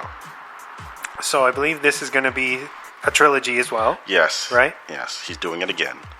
It's coming out. The first part 1, is coming out in October. Right. Right. I'm sorry. It's not a remake. It's a legacy sequel. Because those are all the rage now with horror. Or what do they call it? Requels? Or Yeah. something? Yes. I don't know. I'm excited. Yeah, I know you are. I'm excited. My ass will be in the chair. I know. I went to see Halloween Ends fucking preview night. And you loved it. Packed house. And you loved it. I loved how different it was. A lot of people defend it because it's different. when people don't take big swings, when directors don't take big swings, Here you go. and they just Uh-huh. they just regurgitate the same shit. People talk shit. That's true. And then when they do right. do something different, it's that's not our. I think it's trickier with franchises because fans have an expectations on how things go. Mm-hmm. Like I was thinking about this with the Marvel movies. If you look at the Marvel movies and the movies that they like, it's usually the ones that people sort of derive from having a certain formula, like Civil War, Infinity War, the first Ant-Man movie, the Doctor Strange. But if you look at the films that the fan base doesn't like, Thor: Love and Thunder, Iron Man 3, a lot of people are divisive on Black Panther, Guardians Volume 2. These are all films that are taking big swings and are more of a statement from the director than they are from the studio. And I think it's the same thing with franchises. Like, I think if you give, like that's why the Mandalorian is so popular, because it's just giving fans what they want. It's just feeding them, their most basic needs, which is, kind of safe, nostalgia baity stuff. But if you swing and say, not have Michael Myers in your movie for half of your runtime. Did you watch it? No, but I know that that's what happens. Yeah, your fan base is going to be like, what the fuck? I come to see Michael Myers, and instead it's this 20-year-old kid who's running around killing people. What the fuck? In the context of what happens in Halloween Kills, it makes sense that Michael would be injured. Yes. I'm just saying, from a fan perspective, that's probably how they felt. Yeah, and I could see it. I was kind of shocked in that way that Michael really isn't in it as much as you would think. Right. But he's still important. Yes. To that story. Yes. And I feel like we're veering off here, but No. David Gordon Green, The Exorcist. Are you a big fan of The Exorcist? I am. That's one of my favorite horror movies. I need to rewatch that movie. It's one of those films that I've only seen once, and I need to rewatch.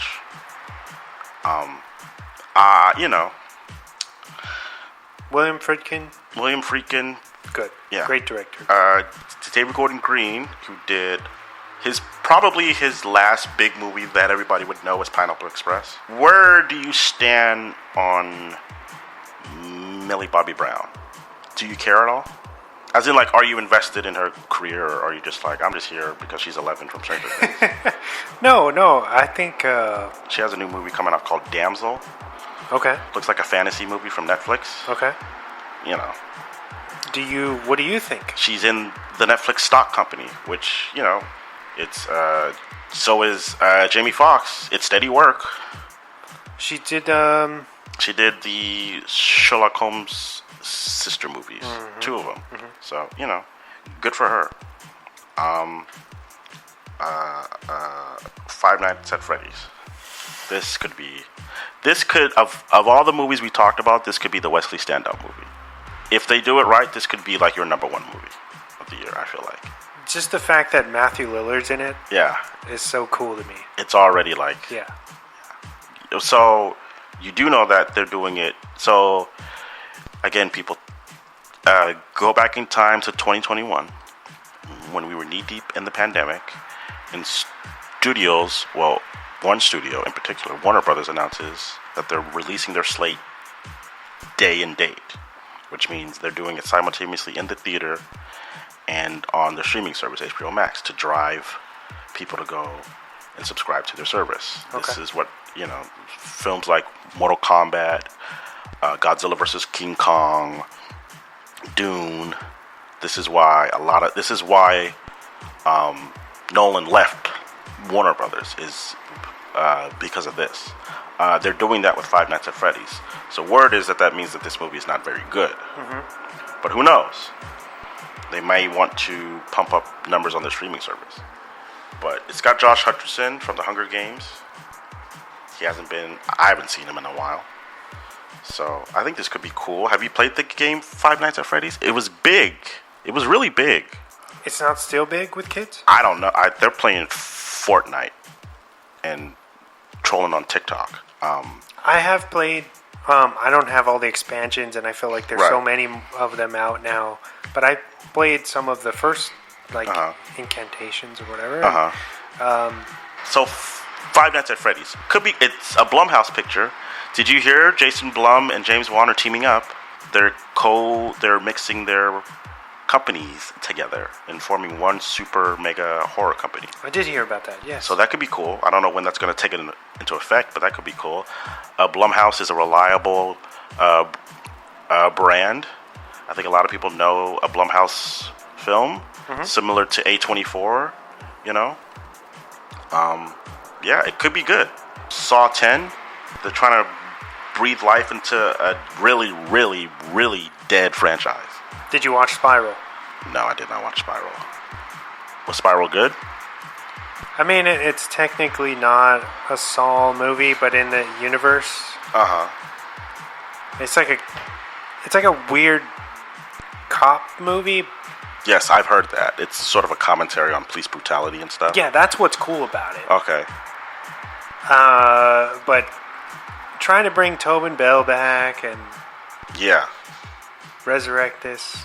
I don't know. Did you watch all of the other movies? No, I don't. What's your last one that you watched? Did you watch the first three? The last one I remember watching is Saw 3. That's the one where she falls into the bed of needles, right? That's 2. That's 2? Yeah. If they want to tell these elaborate stories, make a show or a miniseries. Right, make a show. You can just do a show. That's what they did with Scream. They should have done that. Yeah. A streaming dude, make a show, put it on streaming. People are going to watch. People are going to at least watch the first season. Get it all out then. Scream was bad. At least the first season. I haven't seen it, but, you know. It's weird. Yeah. Isn't that Ryan Murphy? No, that's not Ryan Murphy. No. Ryan Murphy's a little bit more... Is he? You don't like Dahmer? Is he? I didn't even see it. It's good. I don't need to see that. I can understand. That's not something I need to see. All right. Again, I'm just going to let you go off. Because this is your boy. I don't want to stomp on your parade here. All right. Dune Part 2. Just go ahead and go. Just go ahead. Just go ahead. I'm excited. Just act like I'm not here. I'm very, very excited. I really loved the first one. I got to see it at the Fleet in Balboa Park, which is the Dome IMAX theater. I know you're not a big fan. I will say the trailers look good. The trailer I saw Mission Impossible yesterday, and the trailer showed, and I'm like, you know what? I might come out for this one. I will say this, and I don't. Maybe you read this tagline already, but your girl Rebecca Ferguson put her name on the line saying that the original Dune ain't shit compared to 2. I can believe it. It's doing the second half of the book, which I haven't read, but I heard is the craziest part. So you want to know how I watched the original Dune? On my phone. No, come on. That's how I watched it. I watched it on my phone, on my phone, and it was at work during my breaks. No wonder you hated it. Excuse me. Or it's what did you say? It's Star Wars on Prozac? Yes, that's what it is. It's Star Wars on Prozac. I stand by what I said. The Marvels. I don't know. I don't know too much about it. I don't really care. I'm a big fan of this. I have stock in this director, Nia DaCosta. She did the Candyman remake, which I didn't particularly like, but I thought her direction was strong. You didn't like it? No, but her... How come you didn't like it? I blame the script. I think Jordan Peele kind of jerked her around. It's funny, I listened to this podcast where she has been a guest, and and on the podcast she kind of disowned the film.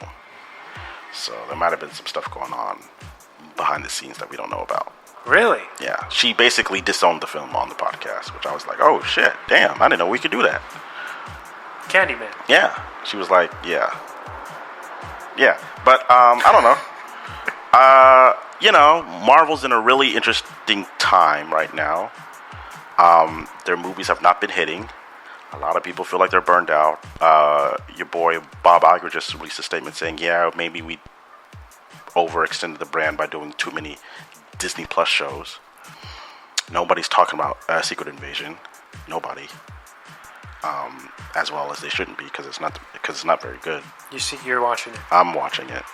It was going to be the last thing after Secret Invasion is done. I'm washing my hands with the MCU. I was out after the first Avengers, but I kept going because I needed my superhero fix, and now I'm like, I don't need it anymore. I will go on record and say the first Avengers to me is garbage.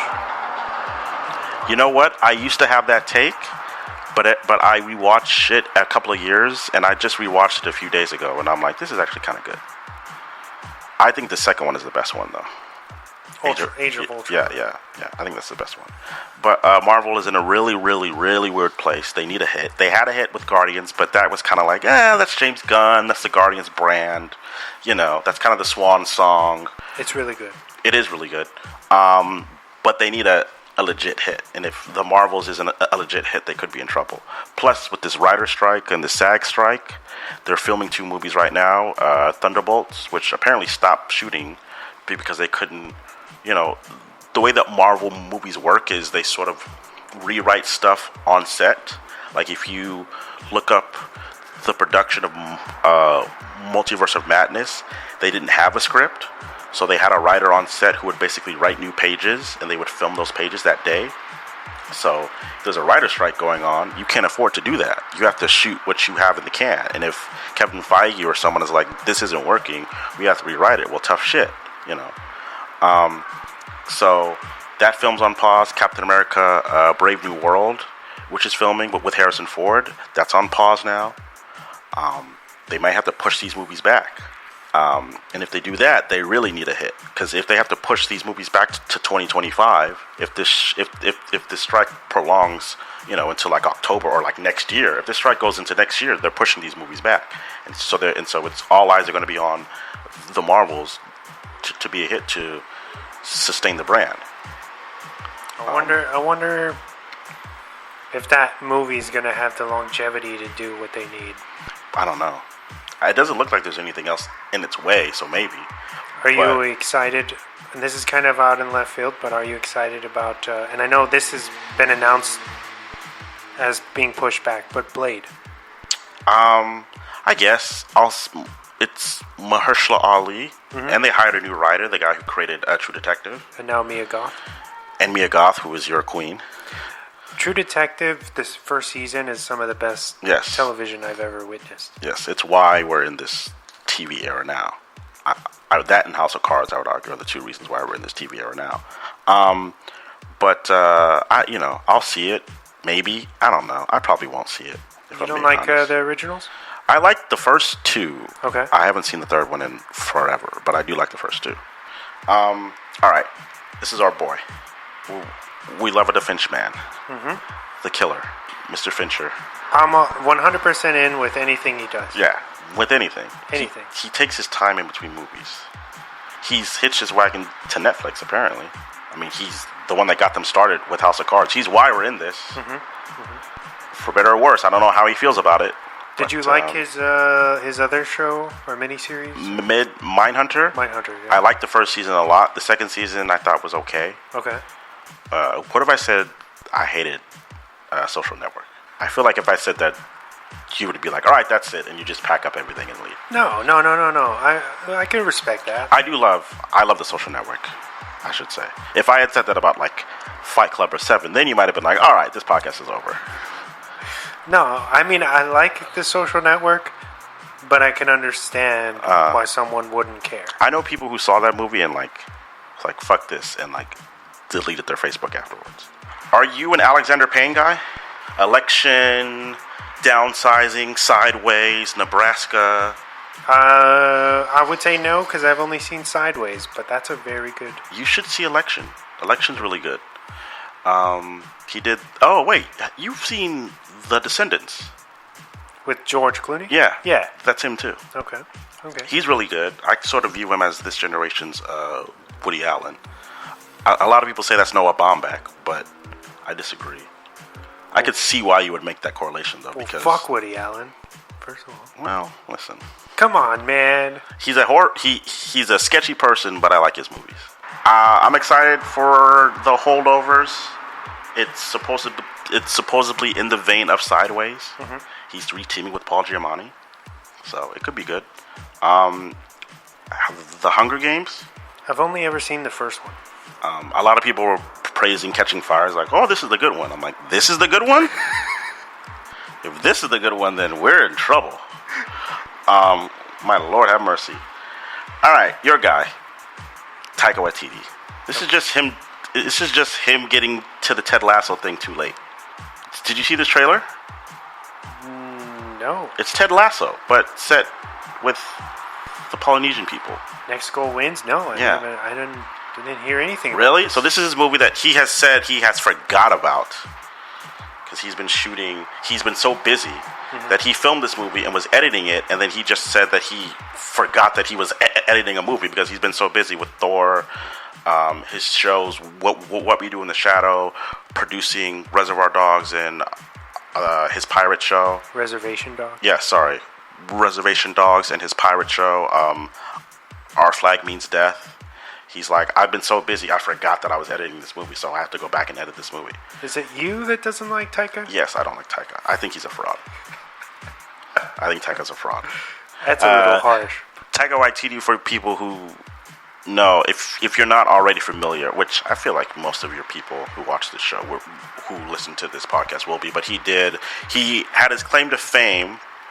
He had done a couple of movies before, but his claim to fame movie that got him attention was What We Do in the Shadows. And then he followed that up. Kevin Feige, the head of Marvel, saw that movie and said, hey, we got this movie about this guy with a hammer. Do you want to come and play? And he made Thor Ragnarok, which many people contend is the best Marvel movie. And then after Thor Ragnarok, he created a just piece of trash called Jojo Rabbit that got him the Oscar. Hashtag not all Nazis, as I like to call that movie. And then he did, and then I think that was it. I think that's all he's done. And then he did Thor Love and Thunder, which a lot of people do not like, including me, which I think is really, really bad. But he did do his masterpiece, which is Hunt for the Wilder People. And then he's doing Akira. That's his next movie, supposedly. He's writing it. Really? Yes, which is going to be a disaster. That's one big swing. That would be like if Wes Anderson did a Ghost in a Shell adaptation. You'd be like, what? The hell are we doing?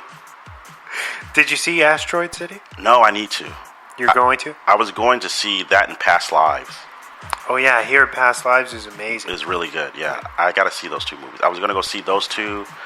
I was going to do a triple feature of The Blackening, Past Lives, and Asteroid City, and I've never gotten around to it. So we'll see what happens. But you got to watch the trailer for Next Goal Wins. I think you'll like it. It seems like a movie that you'll. I have no idea how that's whizzed on by me. Ridley Scott, Napoleon. Did you see this trailer? With Joaquin Phoenix, right? Yeah. It's Apple TV. Apple TV Plus. This and Killers of the Flower Moon are both Apple TV Plus, but they're not putting it on the streaming servers. They are giving them an actual full theatrical release to appease the filmmakers. Yeah, because they want fucking awards. Yeah. Or whatever. Yeah. So it looks good. It does. It's Ridley Scott doing great big battles, and that's what he's. A Gladiator, a Black Hawk Down. It's him returning to an element that he's good at.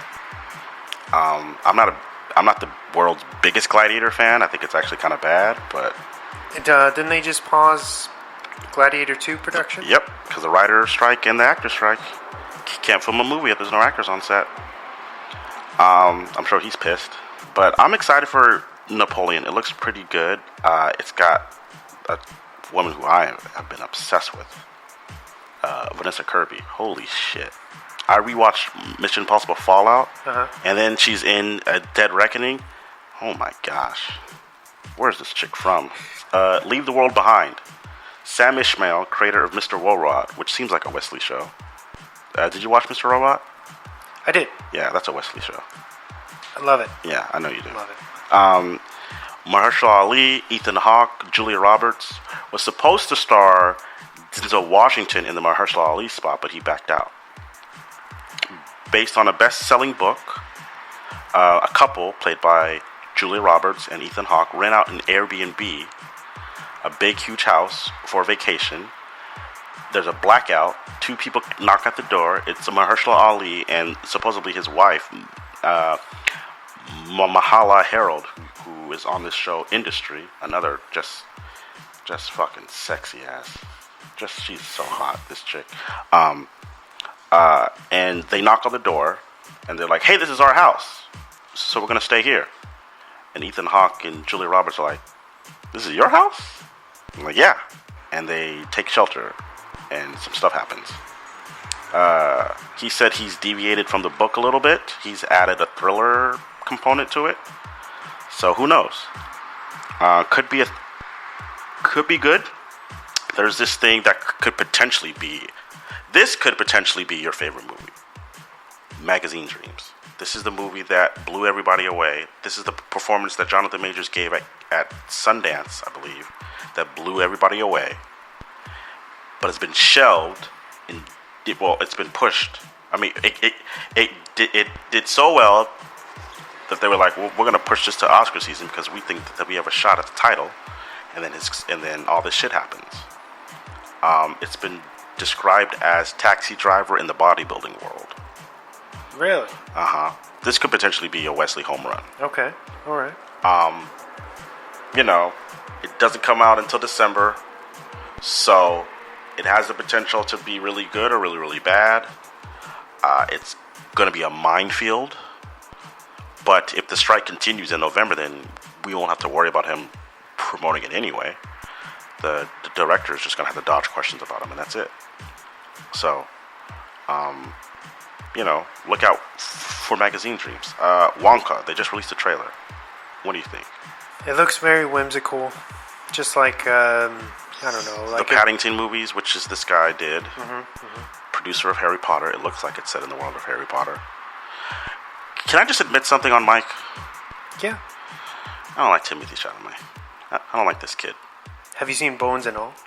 Can I tell you a funny story about seeing Bones and All? Sure. I mean, that's what this show's all about. I went to see Bones and All. I'm like, you know what? I need to see a movie. I'm like, I need to see a movie. I go to see the movie. I think I do a double feature. I don't know what I saw before, but I do a double feature of, oh my gosh. It was some movie that I really, really liked, and then I saw Bones and All. Oh my god, what was that movie that I saw with it? I forgot. It might have been The Fabelmans, maybe. I don't know. But I saw Bones and All. Well, I was watching it in the theater, and I fell asleep like 20 minutes in. And I woke up, and I look over, and the only other person in my row was this chick who had a blanket, and she fell asleep. So I didn't feel so bad. And then I got to the part where they met up with Mark Rylance, and I'm like, yeah, I'm out. And I just walked out. It's one of the only 2 movies I've done that with. So, did you leave because... I was like, you know what? I got better shit to do. And just walked out. But obviously you didn't know what was going on anymore, right? I didn't really care, to be honest. They met up with Mark Rylance. And he was doing his thing, which is annoying. And I was like, yeah, I'm out. I guess. That's a Luca Guadagnino movie, too. Yep. So, I don't like this kid. I think he's being pushed as the new Leonardo DiCaprio. He's nowhere near the talent of Leo. I think he looks bad in this trailer. You think so? I think he looks bad. I think he's out of his element. So, the people who they had in contention for the role. Oh, yeah. Ryan Gosling. Ezra Miller. That was a minefield that they avoided. And Donald Glover, who I think should have gotten it. Okay. I think he could have done a better job of whatever the fuck he's doing. But I don't know. It's directed by the people who did Paddington. I haven't seen the Paddington movies. Everybody says that they're amazing. So I hear the same thing. I haven't seen him either. I haven't seen him either. Do you like the Tim Burton? It's fine. Charlie and is it Willy Wonka and the Charlie? Charlie and the Chocolate Factory. The original is Willy Wonka and the Chocolate Factory. It's fine. Aquaman and the Lost Kingdom. What do you think? Don't care. You don't care? Don't care. I like the first one. It's really good. It's really fun. I like Nicole Kidman in the first one. Listen, the best part of the movie. When she eats that goldfish, yum, yum, yum. Apparently it's a disaster. I know they're going back to reshoots. They're doing reshoots. So they filmed Ben Affleck cameo. They erased it and filmed a Michael Keaton cameo when they thought that he was going to be the new DC Batman. Then they erased it because they discarded Batgirl. So they're like, there's no point in having Keaton. So then they filmed a Ben Affleck cameo again, and they might have erased that because James Gunn is rebooting everything. Can I ask you real quick? Let's veer off for just a second. Yeah. Have you seen The Flash? What'd you think? Yeah, I don't know. Yeah. What are we doing? You didn't like it? What are we doing, guys? Not at all? No. Well, it has its moments, but it's no good. The family dynamic was cool, the mother Sure, stuff. yeah. Would you have thought the same thing if the Ezra Miller stuff wasn't going on? I didn't really. You know what? I can't say that I wasn't thinking about it when I was watching, because I was. But no, this is divorce of his bullshit. I thought he wasn't very. I thought he was kind of out of his depth in the movie. Okay. As an actor, I thought he was a bit out of his depth. But I don't know. We'll see with Aquaman. I know you're a big fan of the previous film in this installment, Ghostbusters Afterlife. Yeah. When you think about the sequel, Jason Reitman not returning to direct, his co-writer is directing this one. So he's not. He's credited as a screenwriter, but he's not returning to direct. Do we know who it is? Gil Keane, who directed Monster House, he was the co-writer of the previous Ghostbusters Afterlife. I guess they just switched. He also did He's in charge. He directed some of the Scream episodes of the TV show. He did the remake of Poltergeist, which everybody remembers. And Bad movie. Yeah. So But Monster House is good. Yeah. So I don't know. Could be okay. Afterlife is great. I You didn't like it? My affinity for Ghostbusters is really, really low. Which I guess that movie plays on whether you care or not. I prefer Men in Black. I think Men in Black is a better Ghostbusters movie than Ghostbusters. And I know your listeners are like, who the fuck is this guy? Yeah, don't let Chris hear you say that. Yeah, Jesus really? Christ. You know what, Chris? Come at me. Actually, no, don't. I got better things to do. Are you a Zack Snyder fan? He has his moments. Are you excited for Rebel Moon? I don't know about that either. This is his Netflix blank check. Okay.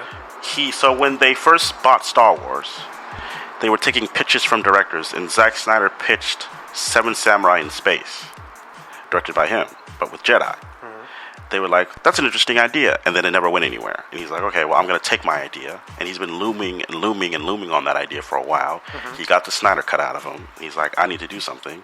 So he went over to Netflix. They said, okay, come over here and play. He did Army of the Dead, which I think is maybe his best movie. Maybe. You think it's better than... Dawn of the Dead? Yeah? Yeah, no, probably not, no. Okay, alright. And now he's doing this, which is a two-parter. It's got Sophia Boutella, Charlie Hunnam, Ray Fisher, Dizma Hansu, Jenna Malone, Corey Stoll, Ed Skrein, Anthony Hopkins. Could be good. Maybe. I don't know. They're doing a remake of The Color Purple. Have you seen the original? A long time ago, yes. Yeah. This is based off of the Broadway musical. A lot of people are excited about it. It's a musical director, a music video director. This time it's a black director. Last time it was Steven Spielberg. Your mileage may vary on whether or not that movie is successful or not. The trailer kind of looks like a play. The sets kind of look like it's a play. But I don't know. It's got a really good cast. Taraji P. Henson, Coleman Domingo, Corey Hawkins, Halle Bailey, who we just saw in The Little Mermaid, Angelou Ellis, who just got nominated for King Richard. Is it kind of, is it shot like The Whale? Like that? No, stagey like that? Well, it just looks stagey. Okay. Like, it just looks, the sets look like it's like moving sets on a stage. Is that intentional? I doubt so. I mean, it looks like they poured a lot of money into it, but it just looks stagey to me. Michael Mann is coming back. That's our guy. Ferrari. Fucking Adam Driver, Penelope Cruz, Shailene Woodley, about Enzo Ferrari. I mean, I'm down for any Michael Mann movie. It's going to be 2.5 hours. It's going to be long and dense, and I'm there for it. What do you think of this year so far in film? So, what's like your favorite movie this year so far, if you had to pick one? Shit. John Wick 3, Across the Spider-Verse, The Flash. It would be 4, right? John Wick 4. Yes, sorry. John Wick 4. You know, you're going to be mad at me, but I haven't seen Across the Spider-Verse yet. You got to see it. I know. It's really good. I want to. Give me like your top 3 if you can manage it. Top 3. Okay, I'll say Talk to Me, Okay. God is a Bullet, Okay. and Scream 6. What's God is a Bullet? What's that? I saw that. What is that? With Mika Monroe. I wrote a... You know, it takes a lot for me to write something on Letterboxd, and I wrote a review for it. I feel like I probably saw that. Okay. That's a good one? It's so good, and it just hit on demand. Okay. So those are your... give them to me again. Talk to Me, Talk to Me. God is a Bullet, God is a Bullet. and then Scream. And then Scream 6. Okay, yeah. You like these new Scream movies. My number 1 is this movie called Rye Lane. It's a Hulu. It's a movie on Hulu. For those of you that have Hulu, it's a first-time directorial debut. It stars 2 people in London. They both are going through a breakup, and they meet each other. And it's just sort of, if you have seen, what's that movie called? Before Sunrise. Oh, yeah. If you've seen Before Sunrise, it's basically like that. Linkletter? Yes, it's basically like that. It's set in the London district. Group of black people around our age. They're going through a breakup. It's a man and a woman. They meet up and they just spend the day talking about their experiences, and they get up into some hijinks. Watching this movie was like discovering a new color, like just in the way that the director, let me see if I can pronounce her name, Rain Allen Miller. The way that she directs this movie is just incredible. It's got style coming out of its ears. It's funny. It's heartfelt. The colors of this movie pop. The leads are incredible. They have nuclear chemistry. Mm-hmm. I'm all in on this movie. It's my favorite movie of the year. Number 2 is Across the Spider-Verse. Okay. The first one is better, but this one is really good. I'm really into what they're doing. And then number 3, I just saw it last night. Mission Impossible: Dead Reckoning. Tom Cruise does it again. What do you think about this year in film in general so far? Off to a rocky start. We're okay. We're doing okay. Yeah, we're doing okay. But I think there's a lot more. Yeah. To come. Yeah, there's a lot more to come. A lot of the big movies have been underperforming. Mm-hmm. What do you think about that? Is it just these are franchises that people don't want to see? Like was anybody really interested in Indiana Jones 5? I think that was they knew again, I know you like the last one, but I felt like they needed to take another shot. Yeah. I think, especially because what they wanted to do with that didn't really pan out. Right. And having seen the movie, I thought it was really good. Right. Mads Mikkelsen. Yeah. It's got a great cast. Boyd Holbrook. Right. Everybody looks like they're having a blast. Harrison Ford is awesome, as usual. The Transformers movie was really good. I haven't seen it yet, but I want to. It's my favorite of the film so far. Even better than Bumblebee. Yeah, I like it better than Bumblebee. But it is a sequel yes, to Bumblebee. It's a sequel to Bumblebee. I think they're just acting of this new films as like reboots, but this one is the best one, I think. But again, my best, the coolest thing when that first trailer dropped.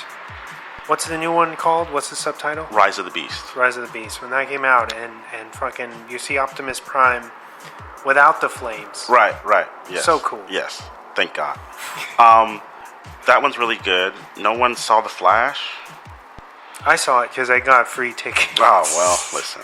No one free saw skater ticket, this last Pixar movie. Elementals, right? Yeah. No one saw that. All these big movies have just been nobody saw Ant-Man Quantumanium. Barely anybody came to see Fast X. All these big movies are just not. They're just not cutting it. You've got fatigue. Yeah. The only thing, and Indiana Jones problem, or the Dial of Destiny, right? Yes, Indiana Jones and the Dial of Destiny. Yes. They spent too much money. Yeah. Why does it need to cost $250? Or it's apparently more. It's $295 or something like that. It's between $300 and $400. It's too much. Projected. It's too much. So of course you're not going to make money because Jesus Christ, right? What are you guys doing? Why are we spending that much on an Indiana Jones movie? Why are we spending that much on it? And the thing that they did wrong with that movie, and of course I know he's older, right? What, like 80 years old now? Yeah, I think he's in his early 80s. Way too much CGI. Oh, the de-aging? The de-aging didn't bother me. That was cool when the way the movie opens. But just in general, too much CGI? When you go from Raiders being everything in camera, right. It's like, why? Right. Why even do it? Your boy James Mangold, he was on a run. Logan, Ford v Ferrari, this kind of slowed him down. He has that Star Wars movie that he's supposed to be doing. He's supposed to be doing the Swamp Thing movie for James Gunn. He says that's going to be like a noir horror. Yeah, we'll see if that even happens. I like that show, the Swamp Thing show. I didn't see it, but I've heard good things about it. It's good. Yeah, I don't know what's, my hope is that with everything going on, that these studios realize we don't need to spend $200, $300 million on these movies because it's going to, if they don't make a profit, it's going to hurt us. Like, The Flash reportedly cost the studio $200 million. Well, they also pushed just too much money out into the marketing. Yeah. And it oversat. And plus, when you have people like James Gunn and the head of Warner Bros. going, this is the greatest comic book movie of all time, and everybody walks out going, meh. Word of mouth travels fast. Releasing that James Gunn stuff that before hurt the him. movie? That hurt him. I think they should have waited until next year. I think they should have just said, James Gunn is rebooting Superman, and just left it at that, and focused their attention on that. And then after all these movies come out, announce, hey, we're rebooting everything. Yeah, they shot themselves in the foot. They shot themselves in the foot, because everybody's like, well, then why am I going to go see this movie? Yeah, especially with the way the movie is, and here comes all the cameos. Right, it's just like, well, that's cool, but it doesn't make a difference. Right, because they're not being in, right. I'm not going to see them later on. Yeah, I don't know. Hopefully, The Dead Reckoning feels like, after seeing it, that feels like the official start of the summer. I'm excited for the next half of this year. Yeah. I think Barbenheimer is really gonna. I think that's gonna set the. The template. I know studios are really panicking because all their big movies are not performing, and they need these movies to hit big. They need, I was reading somewhere that Oppenheimer needs to make $400 million to earn a profit. Barbie probably the same thing. Dead Reckoning looks like it might underperform on its opening weekend. Maybe. I know a lot of people were expecting it to do good because of the Top Gun Maverick phenomenon that happened last year. But I don't know. I felt about as well as I did last year. But last year we had Top Gun Maverick, and I was riding off of a high off that. Plus we had little stuff in the beginning of the year. Of last year to sort of chug us along, but we don't really have that here. Do you sympathize with Cruise as far as him being upset about Oppenheimer kind of kicking him out of the... Oppenheimer had that spot first. Yeah. Plus, Nolan has been a spokesperson for IMAX since the format existed, basically. So it's not like they're going to kick him out for you. That's their golden ticket. That's their boy. That's why he released the movie on Wednesday. So that he can have these extra time in IMAX. But his argument apparently was Dead Reckoning is going to outgross Oppenheimer anyway, so you might as well just give me the slots. It's pretty bold. It's pretty bold, but it is Tom. Yeah, it is Tom. But we'll check in with Barbenheimer. If you guys do an episode of Barbenheimer, I want in. All right. If you want to cover those two movies, whenever you guys get a chance to see them, I want in. Thank you for having me on.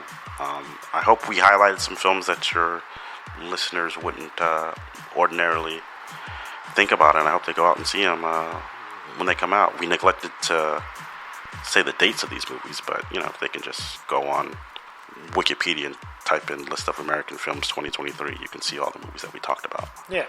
So, thanks. Thanks for you, having me man. on. Any final thoughts on the year so far?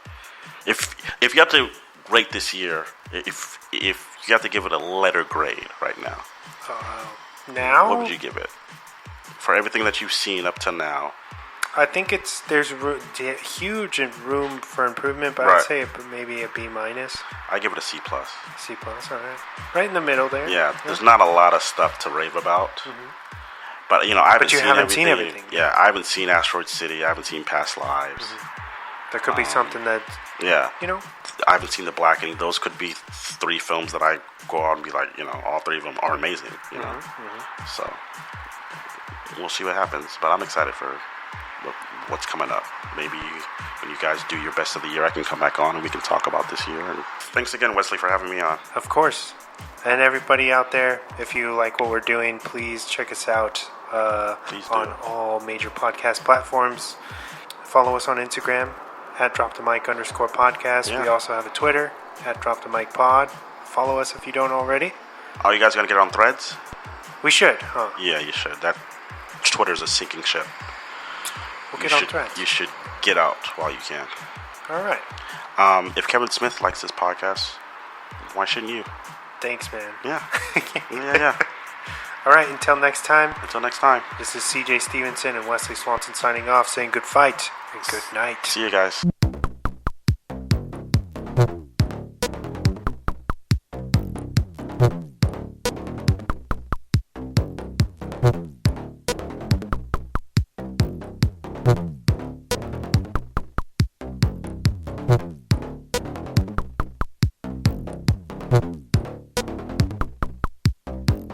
Thank you.